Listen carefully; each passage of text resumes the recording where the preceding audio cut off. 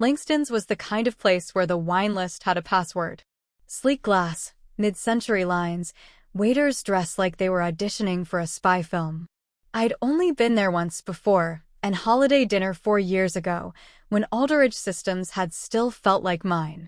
Now, walking in beside Brendan Shaw, I felt like I was being led to a very expensive funeral. The maitre d' smiled with mechanical charm. "Mr. Shaw. Ms. Cole. Welcome back." He didn't wait for me to respond, just gestured us toward a private booth in the back, tinted glass walls, views of the skyline, and the kind of silence you only pay for by the hour. I followed Brendan without a word, my heels clicking steadily on polished black tile. I knew what this was. You don't schedule a Friday lunch with your CEO unless something's ending or someone is. Brendan launched into small talk the moment we sat. Something about his daughter's field hockey tournament. I nodded, smiled, made the appropriate noises. But my focus wasn't on his words. It was on the subtle tremor in his left hand when he lifted his glass of water, the way he kept glancing toward the door like he expected someone to interrupt. And more telling than anything, he hadn't brought his usual assistant, who would normally trail him like a shadow with a digital tablet in hand. No notes. No tech. No trail. The waiter brought our meals, mine, a citrus-glazed salmon I barely touched. Brendan pushed his food around with his fork like a man waiting for a bell to toll. It did, about 20 minutes in. "We're making a transition," he said. Finally. There it was. I tilted my head, meeting his eyes, watching him flinch just slightly at my calm. "Go on. You've been the foundation of the IT division for over a decade, Marissa. What you built, well, it's changed the way we operate. We owe a lot of our survival, hell, our success, to PulseCore." I sipped my water slowly, letting the silence grow heavy between us. But the board feels it's time to bring in someone with fresh vision. Someone who can evolve it, scale it further. It's not personal. That part always makes me laugh. The way people strip you from your work, carve you out of the legacy you built, and try to pretend it's not personal. Like I hadn't bled into every line of code, every patch, every late-night emergency fix that kept Aldridge afloat while execs slept soundly in their suburban homes. "Who?" I asked. He cleared his throat. "Eli Barrett. You may have heard of him. Founder's nephew. Graduated last year from MIT. Interned at Telon. Likes to brag on LinkedIn." He blinked. I let the sarcasm sharpen my voice. "I've heard of him." "It's not a replacement, Marissa," Brendan said quickly. "It's a transition," I finished. "Right. You said that." I looked out the window for a moment, watching the clouds inch across the city like they were in no particular hurry. Inside, though, everything in me was already on the move. I'd known this was coming. Not the specifics, maybe, but the feeling, this slow suffocation over the past year. Being looped out of strategy meetings. Having Jenna debrief me instead of inviting me to contribute directly. Watching budget approvals take weeks longer than before. They'd been grooming someone. Positioning me out. I just hadn't realized they'd do it this cleanly, or this publicly. "I appreciate the lunch," I said after a beat. "Do I have time to gather my things?" Brendan's expression tightened. "Marissa, your credentials have already been reassigned. It's protocol. We can have your personal items boxed in." I raised a hand. "Don't bother." He paused, unsure. I gave him a polite smile, the kind I used on tech vendors I plan never to work with again. "May I leave now, or would you prefer I finish the salmon?" He looked relieved. "Of course." "I'm sorry." I didn't reply. I stood, smoothed the crease of my blazer, and walked out of Langston's without looking back. The sun hit my face as the glass doors closed behind me. I didn't blink. Not yet. By the time I reached the office, my badge no longer opened the side entrance. I took the long way in, through the main lobby where the security guard, a kid named Tyler, froze when he saw me and then glanced down at his tablet, guilty. I gave him a nod and kept moving. 3rd floor. IT division. My floor. The elevator doors opened to silence. No one looked up. Jenna's eyes widened when she saw me, but she didn't say a word. I walked past my glass-walled office. Already locked. Already dark. A small white box sat on the floor beside it. My name scribbled in Sharpie. I didn't stop. I walked past the server room, past the bullpen, straight to the back stairwell, and sat on the cold concrete step, phone in hand. I wasn't crying. I was thinking. They thought they'd locked me out. That by deleting an account, they could erase a legacy. But I hadn't built Pulse Core for Aldridge. I built it for necessity. And necessity is mine to reclaim. This wasn't the end. It was page 1. Back in my apartment, I sat on the edge of the couch, laptop balanced on my knees, the city buzzing far below the cracked window. The skyline blinked like a dying motherboard, uneven, uncertain. It reminded me of how this all began back when I was uncertain too. When I had nothing. 11 years ago, I walked into Aldridge Systems as a temp. I had just signed my divorce papers, 12 years of marriage traded for a stained sofa, a half-empty wine rack, and a one-bedroom apartment with no curtains. My ex-husband had found someone who appreciated his ambition. I had found a company drowning in chaos and saw opportunity. They'd brought me in to answer phones, but I had an eye for patterns, and Aldridge's systems were bleeding out. Files were misrouted, the server crashed every other week, and no one could explain the phantom lag that delayed even the simplest actions. It didn't take long for me to speak up. First to the floor manager. Then to the director. And within a month, I was in Brendan Shaw's office, outlining my vision for a centralized architecture that could unify the disjointed mess of tech they called infrastructure. He gave me 2 weeks to make a prototype. I finished it in 3 days. That prototype became Pulse Core. I didn't just fix things, I built something that worked intuitively, that could scale, that anticipated need before anyone had to ask. It saved Aldridge during the Great Blackout of 2017. When half the city lost power, our clients stayed online because of Pulse Core's redundancy tree. I became indispensable, the word Brendan used in his board memo back then. Now I was a ghost. They'd buried me without a eulogy. But ghosts don't rest easy. I plugged in my encrypted drive and tunneled into a private cloud I'd maintained for years, my shadow archive, where I stored performance logs, beta codes, and Pulse Core's earliest iterations. Legal? Technically. Paranoid? Definitely. But paranoia had always served me well. My fingers flew across the keyboard, navigating admin tunnels most Aldridge engineers didn't even know existed. I wasn't going to touch anything, just observe. But even a passive check told me more than I expected. Someone from the executive floor had been accessing Pulse Core's documentation. Not just the core modules or user manuals, my personal developer notes. The ones I locked behind two-factor encryption and tagged confidential MC.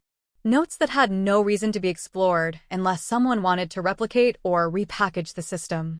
The logs didn't lie. It had started 6 months ago. A slow drip of access attempts at first, just 1 or 2 IPs. Then more frequent. Then deeper.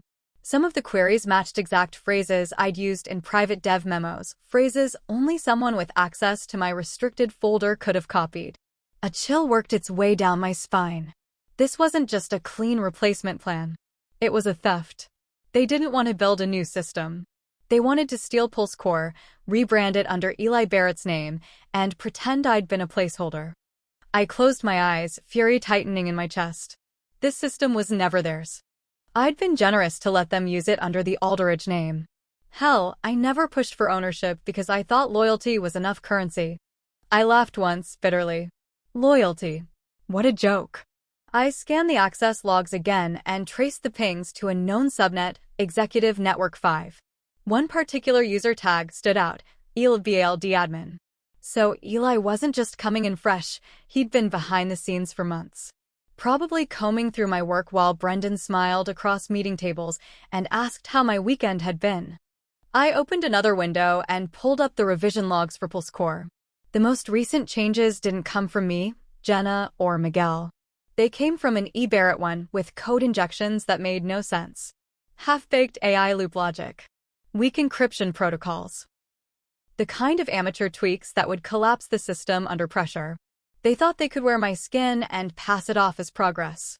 I logged out of everything and sat back, breathing slowly.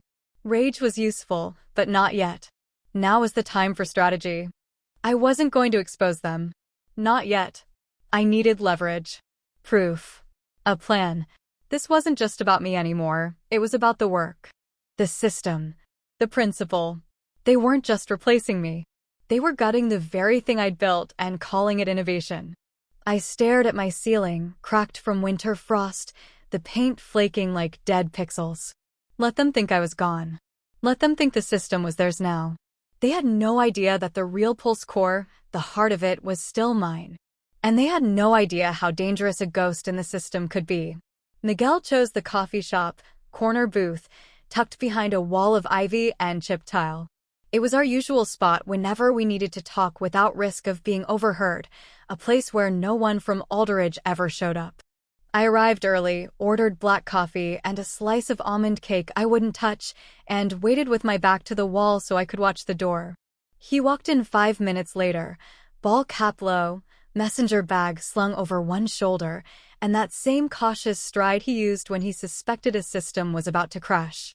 His eyes met mine, and I gave him a quick nod. No smile. This wasn't that kind of meeting. "Tell me you're okay," he said the moment he slid into the booth. "I'm breathing." "That's a start." He glanced around, then lowered his voice. "I heard. Jenna told me. Brendan didn't even have the spine to do it on site." "At Langston's, like it was a courtesy," I said, tone flat. The moment I got back to the office, my credentials were revoked. My office was locked. My files. Wiped? Access revoked. Not wiped. I sipped the coffee. But I had backups. Private ones. Miguel let out a breath, more relief than surprise. "You always did keep one foot off their servers." "I don't trust places where the people in charge wouldn't know a firewall breach if it bit them." He shook his head. "This is a mess, Marissa. It's not right." "No, it's strategic." I pulled out a small folder from my bag and slid it across the table. Inside were screenshots, log trails, timestamps, internal pings, and at the top, the summary I'd built over 2 sleepless nights. "Take a look. Someone's been poking through PulseCore. My private documentation. They've been mapping it out for months. From Brendan's office subnet. Eli's credentials are all over it." Miguel's brows drew together as he flipped through the pages. "You think they were planning this all along?" "I don't think. I know. I just didn't realize how far back it went. They weren't just grooming a replacement. They were copying me line by line. Jesus. I spent over a decade building something that saved their asses. And now they're planning to pass it off as their own, polish it with Eli's last name, and feed it to Zenith Core like it was cooked in-house." Miguel looked up sharply. "Zenith Core?" I gave him a sharp nod. "It's all lining up. You've seen the exec schedules, right? Private board sessions. Legal consults. I checked acquisition reports. PulseCore is listed as a key asset in Alderidge's valuation. My system. My work." He leaned back, jaw tight. "They need it to look internal. They couldn't sell it if it was yours." "Exactly. So they erased me. But they didn't expect me to be paying attention. And they definitely didn't expect me to act." Miguel went quiet, turning over the implications in his mind the same way he analyzed messy data clusters. I watched him work through the calculations: loyalty, risk, fallout. Finally, he set the folder down. "What's the play?" "I'm not sure yet. But I need to know one thing before I move forward." I leaned closer, lowering my voice to a whisper. "Who's still loyal?" His gaze held mine, steady and unflinching. "You don't even have to ask. I'm not just talking about you. I need names. People who've seen what I've built. People who know the truth and won't let it be buried." He thought for a long moment. "Jenna. She's rattled, but she's with you. Sawyer and Dev, he's always admired your work, and he hates Eli already. Priya might talk if you press her." "I don't need a rebellion," I said. "Just a few allies who'll help if this gets ugly." Miguel's eyes darkened. "It's already ugly." I nodded. "And it's going to get worse before it gets better." We sat in silence after that. A server came by and asked if we wanted anything else. Miguel waved her off. I finally pushed the uneaten cake aside. I'm not going to war without a plan, I said. But I'm not going to let them walk away with what I built. That code isn't just lines and loops, it's years of my life. They stole it, and now they're dressing it up to sell. You want to take it back? I want them to remember that ghosts don't disappear. They haunt. Miguel smiled then. It was small, but sharp. I'll get you what you need, he said. Just say when. I nodded once, stood, and gathered the folder. Soon, outside, the sky had darkened, and traffic crawled like a slow pulse through the city. As I walked away from the cafe, one question kept beating like a drum in my chest. Who's still loyal? And just beneath that, how far would I go to find out? There's a different kind of silence when you're working against something you used to believe in. Not the calm kind that helps you focus, but the heavy, choking kind, like you're moving through a vacuum, suffocating in a place you once called home. That's what it felt like as I stared at my screen, every click carving a little deeper into the betrayal I was unraveling. Miguel had pulled some strings to get me limited visibility into the internal servers. Nothing active, just mirrored archives from a maintenance subroutine he'd set up months ago for emergencies. Apparently, this qualified. The files came slowly, encrypted and clunky, but they came. And buried in those layers of data, behind 1,000 routine memos and logistical back-and-forths, was the smoking gun, a folder tagged ZC Transition, Confidential. Zenith Core? My gut twisted at the name. Inside were draft documents for a potential acquisition deal. Not surprising at first glance, companies get acquired all the time. But this was different. This wasn't exploratory. This was near final. Pages and pages of projections, transition timelines, asset breakdowns. And at the top of the asset list, bold and underlined, Pulse Core Proprietary System, Internal. Internal. My blood went cold. I kept reading. The valuation appendix credited innovative infrastructure and adaptive automation platform developed exclusively in-house under CTO oversight. No mention of me. No reference to the years of development, the all-nighters, the decisions that literally saved the company. They'd erased me. Then came the emails. Threads spanning over 6 months, most between Brendan, the founder Richard Olden, and 2 Zenith Core executives. Discussions about optimizing visibility of internal systems ownership and managing legacy transitions delicately to avoid friction. One message from Brendan stood out. We need to move fast on Barrett. Marissa's profile is too closely tied to Pulse Core in the public eye. If we're going to present it as a homegrown asset, the handoff needs to be finalized before the next board audit. I stared at that sentence for a long time. Not just because it confirmed everything I'd suspected, but because it was so calculated. They hadn't just pushed me out. They planned it, down to the quarter, down to the narrative. I wasn't a casualty. I was a threat to their story. And the worst part? All of this had been happening while I was still giving them everything. Just 3 months ago, I'd worked through a weekend to patch a ransomware attempt that would have gutted client servers. I'd missed my sister's birthday for that. Cancelled plans. And all the while, they were drafting the next chapter without me. I leaned back in my chair, the cheap leather groaning beneath me. My apartment smelled faintly of burnt coffee and old dust, and for a second, I just let the weight of it settle over me. 11 years. 11 years of loyalty, of building, of believing, and they'd turn me into a line item to be removed. No, not removed. Stolen from. That was the truth. They hadn't just taken my job, they'd taken my work. And they were dressing it up in corporate language, stapling Eli Barrett's name to it and calling it innovation. But they'd made one mistake. They forgot who built the foundation. And I wasn't done yet. I opened a new file and started listing everything I'd need, timestamps of the unauthorized access, the internal transition memos, the language used in the acquisition prep. I copied everything. Every breadcrumb of betrayal, every calculated omission. This wasn't just about proving I'd built Pulse Core. This was about proving intent, malicious intent to defraud and misrepresent ownership for profit. Because once they went public with the acquisition, that's when the real leverage would kick in. I thought about Brendan again. The way he couldn't look me in the eye at Langston's. The tremble in his hand. Maybe some part of him felt guilty. Or maybe he was just scared of getting caught. Either way, it didn't matter. I wasn't here for apologies. I was here to reclaim what was mine. My phone buzzed. A message from Jenna. Saw something weird. Barrett presented Pulse Core changes in today's dev meeting. Said it was his redesign. Everyone's confused. Wanna talk? I stared at the screen, the rage rising fresh and sharp again. Eli had started the takeover. Bold. Stupid. Predictable. I typed back quickly. Meet me tonight. Don't tell anyone. We'll need to be careful from here on out. I closed the laptop and stood up, pacing the small apartment. The same tension I used to feel debugging broken code was in my veins now, but this wasn't about fixing errors anymore. This was about accountability, ownership, truth. And for the first time in days, I felt something solid in my chest. Not fury, not betrayal. Focus. They tried to write me out. They were about to learn just how hard that would be. I hadn't looked at the old drive in years.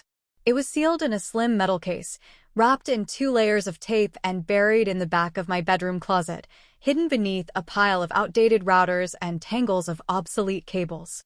It wasn't just backup storage, it was a vault. And like all vaults, it existed for a moment like this. When I cracked it open and slid the drive into my laptop, there was a long pause as the system spun up. A few slow blinks from the indicator light, then the faint whir of revival. It was like resurrecting a version of myself I hadn't seen in a decade. The younger me. The one who wrote code late into the night on a folding table with a mug of cold tea, who had nothing to lose and everything to prove. And there it was. The original Pulse Core framework. Not the polished version Aldridge had licensed and branded over the years, but the raw build I designed before they ever even knew my name. It was clean, modular, unmistakably mine. I scrolled through the folders, timestamps intact, files untouched since 2012. I'd created Pulse Core when I was freelancing, long before I joined Aldridge full-time. The core logic, the security modules, the scalable load balancer, it was all dated, pre-contract. I'd integrated and iterated it for Aldridge, yes, but the seed, the blueprint, that had never belonged to them. It was time to reclaim what did. By Monday, I was sitting across from a patent attorney named Fiona Chung, someone I found through a referral Miguel trusted. She wore red glasses and asked no unnecessary questions. The moment I showed her the code, the documentation, and the backup logs, her expression shifted from polite curiosity to razor-sharp interest. "You understand what you're holding, right?" she asked, flipping through the pages. I nodded. "Yes, that's why I'm here." "Good. Because if what you say is true, and these files are untouched, timestamped, and documented as predating any employment contract, then Aldridge doesn't own Pulse Core." "You do." I exhaled. Not relief, validation. "I want it filed," I said. Fast. Fiona got to work immediately, pulling up expedited forms, filing provisional ownership documents, and preparing the groundwork for an official patent claim. We submitted a cease and desist draft, just a placeholder for now, but it was a warning shot. By the time I left her office, my inbox already had 2 emails from her assistant confirming receipt, legal status, and a reminder to keep the drive in a secure, climate-controlled location. I locked it in a fireproof case under my bed. That night, I met Miguel at a co-working space he'd been renting for freelance gigs. We took the corner desk in the back, beneath flickering fluorescent lights, surrounded by the soft hum of laptops and hushed conversations. There, we started to build. Not from scratch, but from freedom.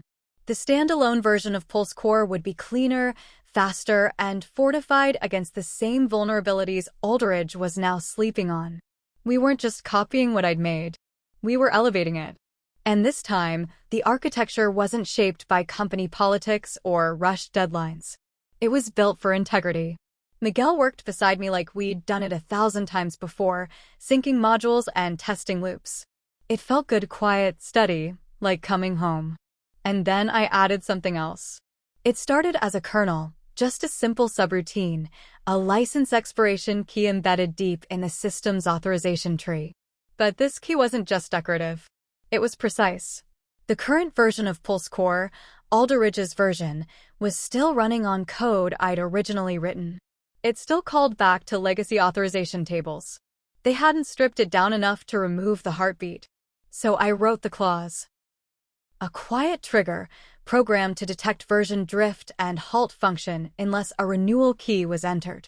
Expiration, 8 days. They wouldn't see it coming. It would look like a glitch at first. A simple failure to authenticate, but it would spread. And when it did, the system would grind to a halt, not because it was broken, but because it was no longer theirs. Miguel leaned over, reading the lines. "You're really doing it." "They stole my code," I said. "This isn't revenge. This is reclamation." He didn't argue. I saved the project to a secure server offsite, air-gapped from any networks that could trace back to me. We backed it up twice. One drive went with him. One stayed with me. As we packed up for the night, I paused, looking at the screen one last time. My name was on it now. Not buried in metadata. Not lost in changelogs. Clear at the top of every file. This was mine again. I thought of Eli, of his smug posture during press interviews, the way he walked around the Aldridge office like he already owned the place. I wondered how long it would take him to realize what was coming. Maybe he never would. Maybe Brendan would be the first to notice, once the plant system started glitching out and the client logs stopped syncing. Either way, the countdown had begun. 8 days. I wore navy. Conservative, professional, forgettable. The kind of color that said, "I'm not here to disrupt anything," even though that's exactly what I planned to do. As I walked into the Aldridge Tower that Monday, the air felt strangely still.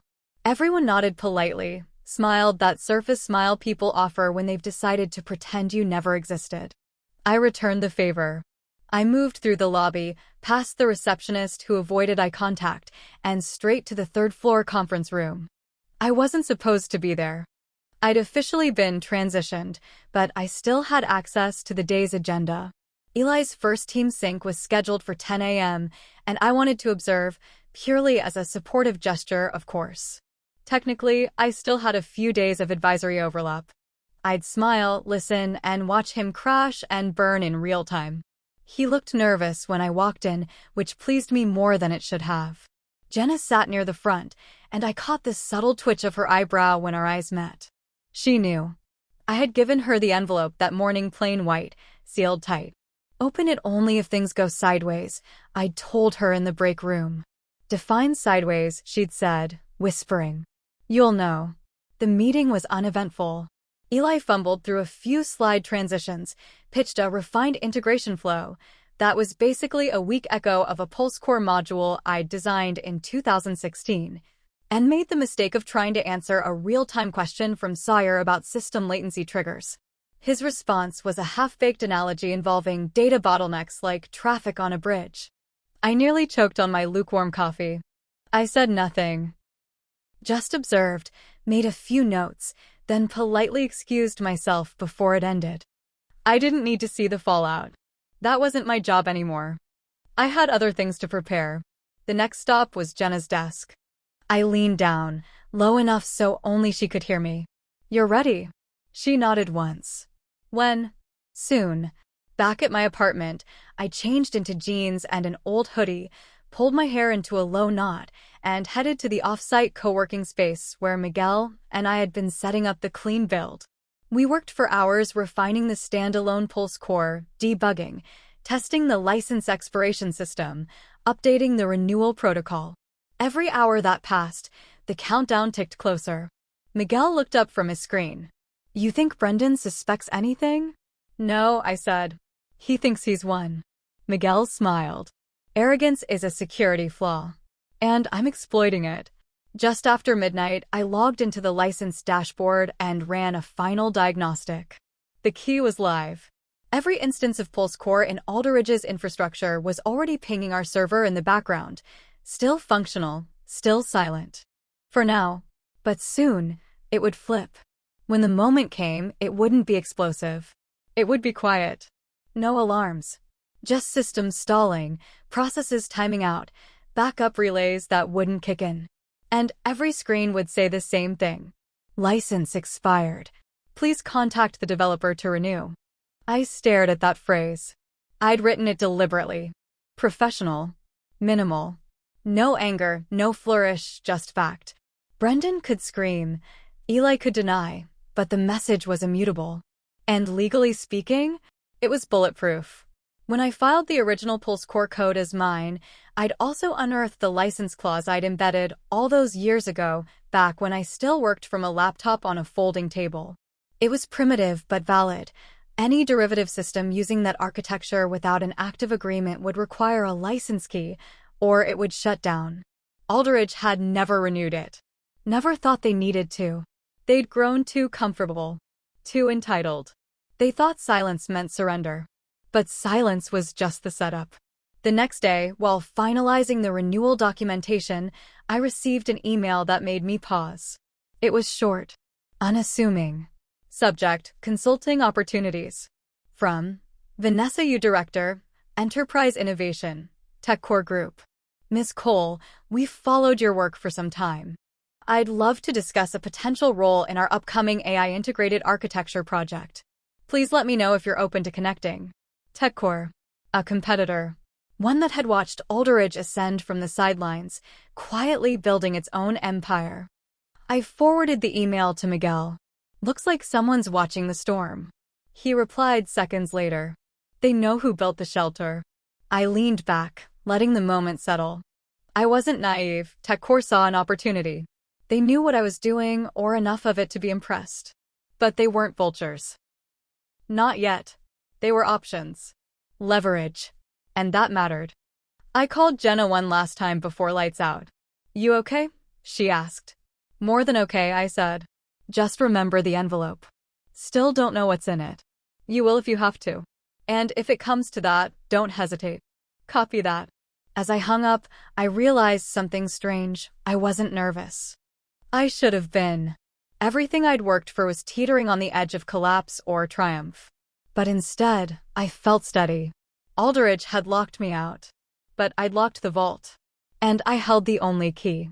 Monday arrived like a drumbeat. I didn't wake up with an alarm. I didn't need one. My body was already alert, wired before sunrise. I sat at the kitchen counter, a mug of coffee in my hands, laptop open to the monitoring dashboard. One tab displayed the Aldridge production servers. Another showed the license ping logs, queued like dominoes, each one waiting for the signal to fall. 8 a.m. Eastern.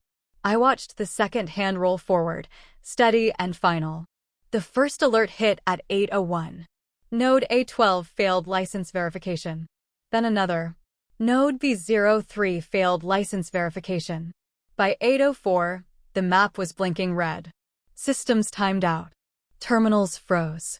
The Pulse Core infrastructure, Aldridge's entire digital nervous system, ground to a halt. Across 3 production plants, screens dimmed. Dashboards vanished. And then came the message.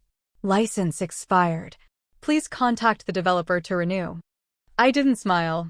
It wasn't satisfaction. It was something deeper. The vindication of truth surfacing after being buried alive. At 8:09, my phone rang. I didn't recognize the number, but I didn't need to. I answered, voice steady. Marissa Cole. What did you do? Brendan's voice was wild, ragged, like a man who just found the bottom had fallen out of his kingdom. I could hear phones ringing in the background, people shouting. Brendan, I said, calm as the sky before a storm. Good morning. Don't play games. The entire system is down. Production's offline. Logistics are scrambling. This is criminal. I stood, walking slowly toward the window, watching sunlight scatter over the skyline. You should take a breath. He seethed. I swear to God, if you don't. You're experiencing a license expiration, I said smoothly. Nothing criminal about it. If you check Section 2.3 of the original Pulse Core usage clause, you'll see that continued function past the 10-year threshold required formal renewal. That was buried in legacy language. No one reads that garbage. Maybe you should have. There was silence on the line, but it wasn't the quiet of peace. It was calculation. He was scrambling, trying to figure out where this all started, how far behind the 8 ball he actually was. The system needs to be restored now, he said finally. You need to give us the key. Today. I've already sent renewal terms to your legal department, I said. They received them at 7:59 this morning, time-stamped and verified. You think you can hold us hostage? This is extortion. No, I replied. It's business. Your business depends on a system I created. One your team has been illegally modifying. The logs prove unauthorized access. I've retained legal counsel, and I've filed a patent claim on the original code.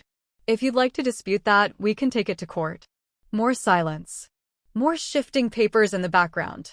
Somewhere in that chaos, Brendan was beginning to understand. This wasn't a bluff. This was a structure, planned and precise. This could ruin us, he said finally. That's not my problem, I replied. You made this choice when you locked me out and gave my work to someone else. You gambled on a boy with a borrowed name. I built PulseCore. If you want it back, you'll need to deal with me. I hung up before he could answer. There was nothing more to say. By 9:15, my inbox lit up. Urgent, license renewal discussion. From Ashley Linton, Aldridge Legal Counsel. Ms. Cole, we've received your documentation. We'd like to open formal negotiations immediately. Please advise on your availability. I forwarded the email to Fiona, my attorney, and added one line. They're ready. Miguel called next. They're losing it, he said, breathless with a mixture of awe and disbelief. Jenna said every exec floor is in panic mode. Eli's pretending he doesn't know what happened. Clients are calling nonstop. I could almost see it, the chaos, the missed cues, the cracks in their polished facade. A system without its architect is just a house of cards. And they'd pulled out the foundation, thinking it was redundant. I hope Jenna's holding up, I said. She opened the envelope. I paused. And? She slipped it to legal. It was a summary of your timestamps, system versions, and IP logs. Your backup plan is now their liability. Good. I closed my laptop and leaned back. For the first time in weeks, my shoulders relaxed. I didn't need to storm the gates. I just had to let the locks expire. At 10:30 a.m., TechCore sent a follow-up email. Let us know if you're ready to talk. We see what's happening. We're impressed. I replied with 3 words. Let's set something up. Then I picked up my coffee, still warm, and stepped out onto the balcony. The city moved beneath me, loud and fast, but I stood still. For years, they'd tried to contain me, minimize me, strip me of my place. Today, the message was clear. I wasn't the system. I was the key. By Wednesday morning, I had 3 missed calls from Brendan, 2 from Aldridge's legal team, and a surprisingly polite voicemail from Richard Alden himself, the elusive founder who hadn't spoken to me in almost 2 years. That one I replayed twice, not because I needed to hear what he said, but because I needed to remind myself how composed they sounded when they were losing everything. I sat at Fiona's office, a corner unit with windows that stretched across 2 city blocks, sunlight casting long geometric shadows over her desk. She had the draft agreement open on her screen, redlining clauses with the quiet focus of a surgeon. They're trying to spin this into a collaboration, she said, gesturing toward her monitor. See this paragraph here? In mutual recognition of shared system development, they want to make it look like this was all one big misunderstanding. Of course they do, I said, sipping from the coffee she'd handed me. Because if it wasn't, it's fraud. She gave a wry smile. Exactly. But they've blinked. And once a company blinks, they're yours. I leaned forward, my fingers tapping gently on the tabletop. Let's review the terms again. Fiona adjusted her glasses and read from the top of the revised contract. You're seeking full legal recognition of your intellectual property as the original developer of PulseCore. Aldridge will formally acknowledge that any in-house versions were derivative and subject to your licensing. You'll receive backdated compensation based on the valuation attached to PulseCore in the Zenith Core acquisition documents, plus an agreed-upon settlement for the unauthorized use. I nodded slowly. And the NDA? They're pushing hard for it. They want the entire story buried. You walk away with your name intact, your system recognized, and they get to act like it was all above board. I thought about that for a long moment. The idea of silence used to offend me. I wanted people to know, every developer, every woman who ever got pushed out of a room she built with her own hands. But now, I saw it differently. The win wasn't in public spectacle. It was in control. In reclaiming the rights they tried to strip from me. Fine, I said. We add a clause. If they breach it, if they so much as hint publicly that I didn't own Pulse Core, it's a 7-figure penalty. Done, Fiona said without hesitation. The final negotiation was scheduled via video call. Fiona and I sat side by side in front of the screen while Brendan, Ashley from legal, and one of the board members, some finance guy named Carl, logged in from a sterile conference room that looked tense even through the pixels. Brendan's face was drawn, his collar slightly askew. Not the composed CEO who once congratulated me for saving the company during a blackout. Now he looked like a man watching his kingdom shrink around him. Marissa, he began with forced calm. We'd like to thank you for agreeing to come to the table. I tilted my head slightly. I didn't come to the table. I built the table. And then you tried to steal it. Fiona's hand brushed mine under the desk. A quiet reminder. Don't give them anything extra. Just the facts. Just the terms. Ashley spoke next. The company recognizes the value of your contributions. We're prepared to move forward with the proposal, pending some minor clarifications. No clarifications, I said. Just confirmations. I opened the version Fiona had prepared, scrolled to the licensing section, and read it aloud. Alderidge Systems acknowledges that Pulse Core, in its original and derivative forms, was created and architected solely by Marissa Cole. The company accepts that the software was used under expired terms and agrees to pay compensation accordingly. Is that language acceptable? Brendan nodded slowly. Yes. And I continued, the non-disclosure clause. If breached, you accept the 7-figure penalty. Yes, Ashley said, before Brendan could speak. I watched him carefully. He looked like he wanted to argue, like he wanted to claw some piece of power back. But he didn't. He signed. Carl followed. Ashley stamped it digitally. Fiona countersigned. Then it was my turn. I didn't hesitate. I clicked. I watched the confirmation flash across the screen. Executed. It was done. After the call ended, Fiona leaned back, exhaled. That, she said, was a masterclass in reclaiming power. But I didn't feel triumphant. I felt grounded. Like I'd finally stood in a place that couldn't be taken from me. Now what? She asked. I smiled faintly. Now I decide who gets to build with me. Alderidge had signed. The deal with Zenith Core would proceed. But it would do so with my name restored, my system credited, and my silence on my terms. They tried to erase me. Instead, I made sure they'd never forget who built the heart of their empire. 3 weeks after the ink dried on the agreement, I stepped into the Zenith Core tower for the first time. The building felt like the future, sleek lines, open architecture, light that poured in through entire walls of glass. It buzzed, not just with energy, but with vision. People here didn't just show up to work. They built things that hadn't existed yet. And for the first time in years, I felt like I was in the right place at the right time on my own terms. The elevator took me to the top floor, where Vanessa Yu was already waiting in the lobby. She extended a hand, cool and firm, her smile sharp with purpose. "Ms. Cole," she said. "I'm glad you said yes. I'm glad you asked." We walked into a conference room that overlooked the city. Vanessa moved like someone who didn't waste time, and neither did I. She handed me a glossy folder labeled Strategic Consulting, Pulse Core Integration. Inside was the full proposal, a year-long consulting contract, independent status, full creative autonomy, and a salary that doubled what I'd earned at Alderidge. "This isn't about rebuilding what you made," she said. "It's about evolving it with you leading the direction. No board filters. No executives trying to rewrite your work." I flipped through the contract slowly, soaking in each clause like oxygen. It wasn't just about the money, though the numbers were generous. It was the power, the recognition, the invitation to shape, not to serve. I signed that afternoon. My new title, Lead Systems Consultant.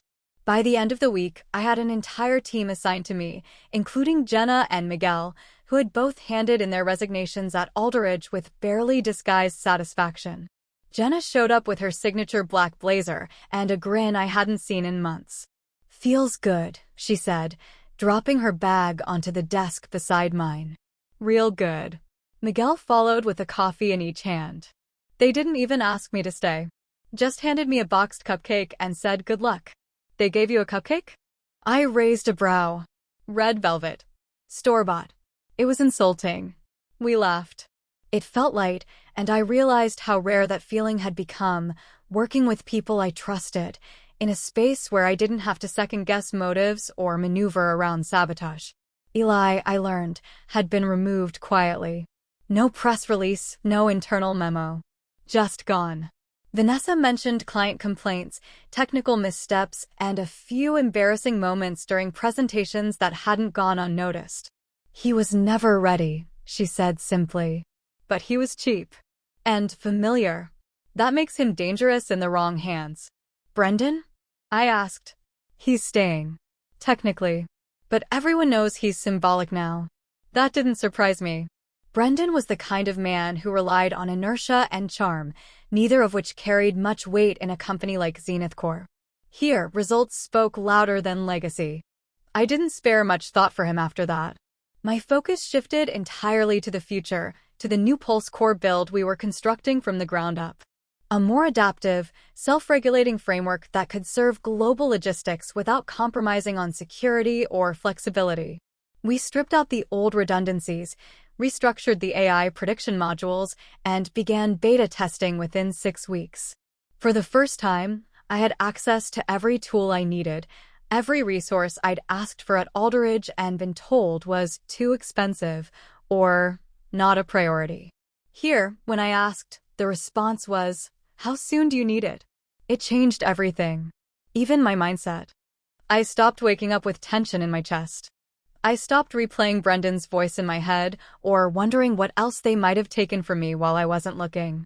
Because now I was looking ahead. Every day brought something new. Ideas, challenges, breakthroughs.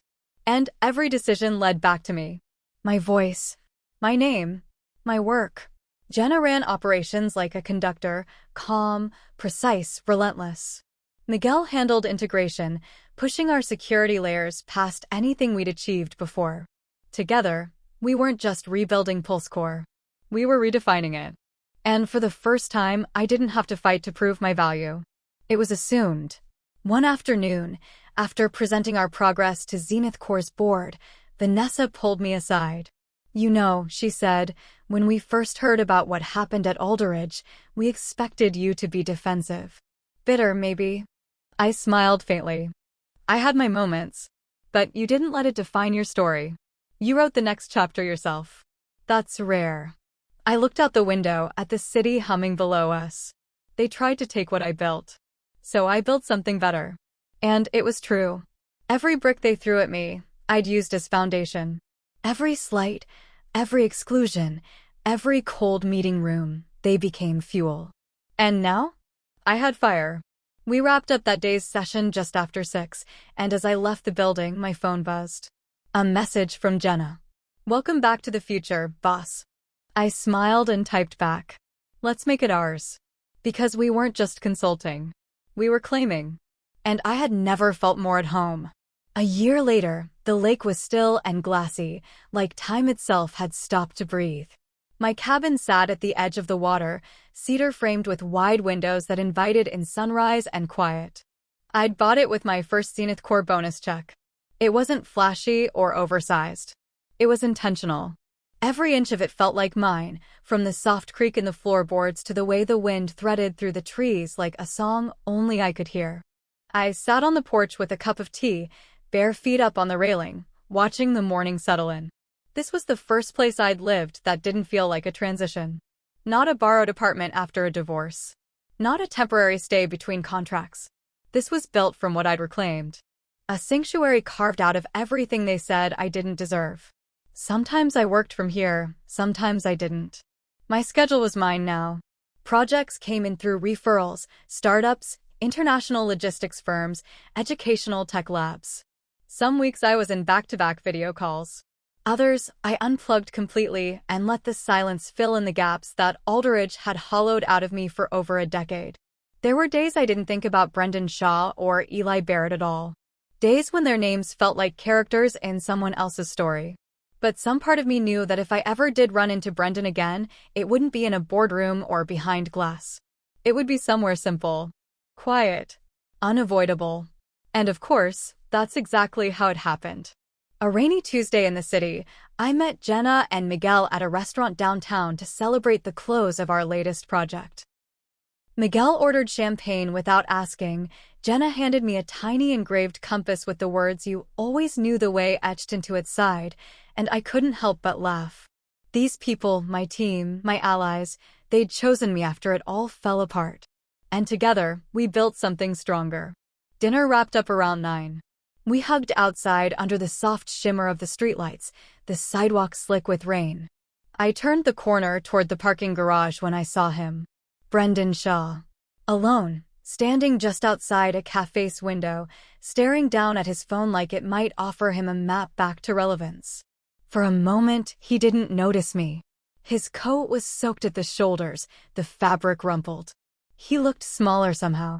Not in size, but in presence. He glanced up and froze. I didn't walk past him. I stopped. He stepped forward, hesitant. Marissa. Brendan. There was a pause, long and heavy, filled with everything neither of us had said over the past year. "You look good," he said. I nodded. "I am." He shifted uncomfortably, then looked down the street like he wished someone would interrupt. I saw the article in Tech Future Monthly. Pulscore's new model. That's incredible work. It always was, I said. You just stopped seeing it. He gave a tired chuckle. Yeah, I suppose I did. There was another silence. Not as sharp. Just final. He looked up again, this time meeting my gaze. You won. I tilted my head, considering him. And then, with no bitterness, just truth, I answered, it wasn't about winning. He frowned slightly, confused. I took a step closer, letting the rain tap softly on my jacket, my voice steady. It was about knowing what I'm worth. And refusing to let anyone else decide that for me. Brendan blinked. And for the first time in all the years I'd known him, he had nothing to say. No defense. No charm. Just quiet acknowledgement. I didn't wait for more. I turned and walked away, each step echoing against the wet pavement like punctuation at the end of a long sentence. By the time I reached my car, the sky had begun to clear, the rain fading to mist. I looked out over the city lights. The skyline that had once felt like a cage now shimmered like something I had chosen, not something I had to survive. Later that night, back at the lake, I stood by the window with a second cup of tea, staring at the still water. No movement. No chaos. Just peace. There are systems that fail. Ones that get corrupted, broken beyond repair. There are systems that survive. Held together with patches and duct tape, just long enough to keep the illusion of control. But the best ones? The best systems are the ones you build for yourself, carefully, intentionally, with no one else's name stamped across the source code. That's what I had now. Not a comeback. Not a rescue. Just value. And I would never let anyone take that from me again.